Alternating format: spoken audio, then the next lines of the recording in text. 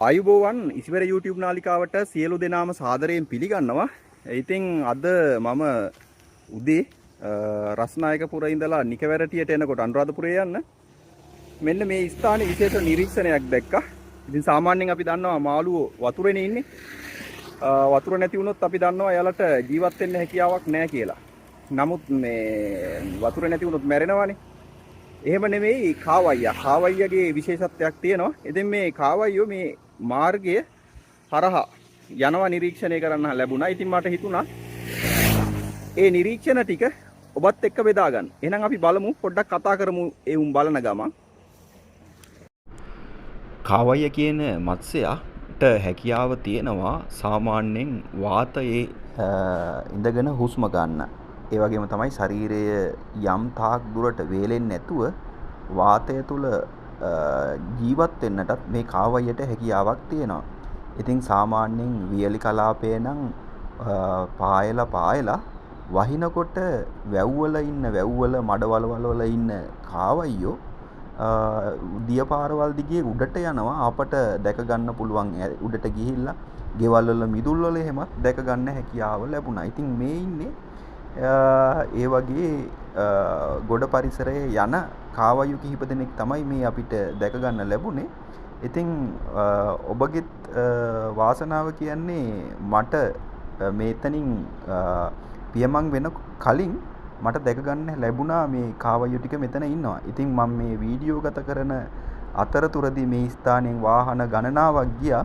ඉතින් මම මෙතන රැඳිලා ඉඳපු නිසා ඒ අය මේ කාවයියන් යට කරගෙන යන අවස්ථාවක් උනේ නැහැ. ඉතින් ඒකත් සතුටට කාරණාවක් වෙනවා. මේ අය පාරෙන් අනිත් පැත්තට යනකම්ම මම ඔය හරියට වෙලා නිරීක්ෂණය කරමින් පටිගත කරා ඔබට මේ වීඩියෝ එක ගෙන හැර දක්වන්න. කාවයියා ලෙස හඳුන්වන මේ මත්ස්‍යයා මේ ගොඩබිම මේ විදිහට යන්නේ එයාලගේ ප්‍රජනන කටයුතු සඳහා කියලා තමයි කියන්නේ. ඉතින් ඔය විදිහට අපට මේ කාවයියෝ ටික බලා ගන්න පුළුවන් වුණා. ඉතින් ඔබට ඔය වීඩියෝ එකත් එක්ක රැඳිලා බලන්න යාලා කොහොමද යන්නේ කියලා.